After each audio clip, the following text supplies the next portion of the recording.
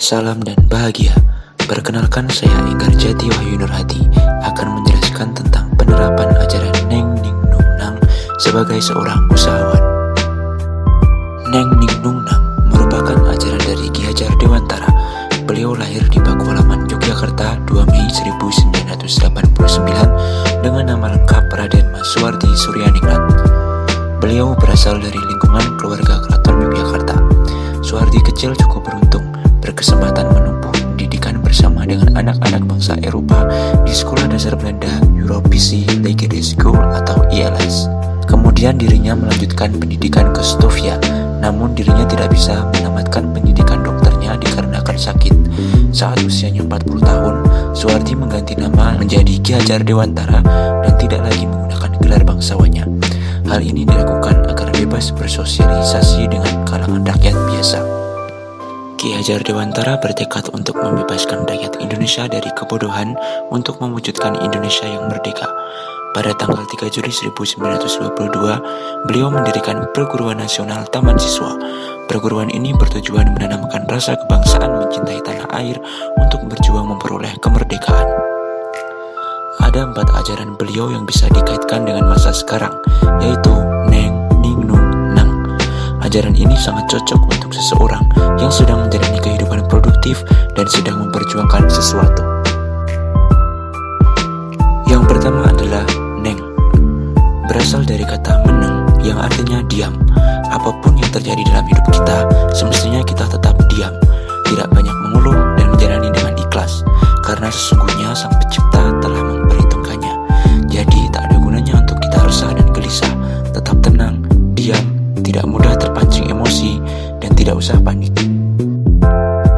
Yang kedua adalah Ning. Berasal dari kata wening, diam dalam ketentraman hati yang didapat melalui muhasabah dan mendekatkan diri kepada Tuhan yang Maha Kuasa. Hati menjadi lapang dan pikiran menjadi bening sehingga bisa berpikir jernih. Yang ketiga adalah Nung. Berasal dari kata hanung.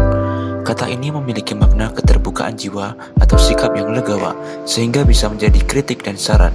Hal ini tentu sangat penting dimiliki setiap orang, karena tak ada manusia yang sempurna.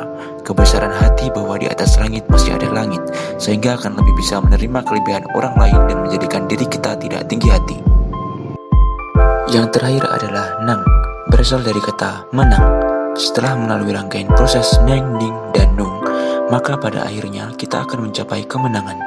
Menang dalam memalukan diri sendiri, sehingga bisa berkarya dengan maksimal. Menang dalam hidup ini karena bisa menjadi pribadi yang tidak mudah emosi, berpikir dengan jernih dan legawa dalam menghadapi setiap tantangan atau masalah tanpa menyakiti orang lain. Setelah mengetahui makna dari ajaran Nang, Ning, Nung, Neng tersebut, selanjutnya mari kita kaitkan dengan contoh penerapan aktivitas pada masa sekarang ini. Di sini, kami mengambil contoh tentang seseorang yang ingin sukses dengan menciptakan sebuah produk dan bercita-cita ingin memiliki sebuah perusahaan. Dalam konteks membuat usaha, tahap ini merupakan situasi ketika seorang usahawan memperoleh inspirasi dalam penciptaan produk apa yang akan dibuatnya. Karena Neng memiliki makna melakukan sesuatu dan meneng atau diam tentram lahir batin dan tidak grogi menghadapi suatu permasalahan. Ning. Ning diambil dari kata hening, serta jiwa berfokus pada kedalaman ruang batin, bening, dan jernih pikiran agar mampu mendalami permasalahan, sehingga dapat mengetahui mana yang benar dan mana yang salah. Jadi, di sini kita harus merencanakan matang-matang usaha apa yang akan dibuat, mulai dari produknya, manajemen keuangan, dan lainnya.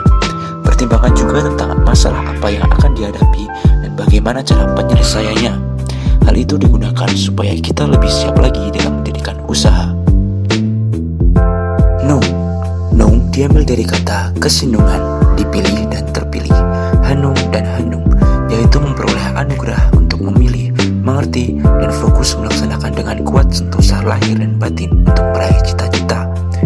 Dalam konteks menciptakan usaha, tahap ini adalah proses merealisasikan semua yang sudah direncanakan, dan siap tidak siap harus mampu dihadapi sebagai seorang usahawan demi tercapainya cita-cita dan menciptakan keuntungan yang sebesar-besarnya.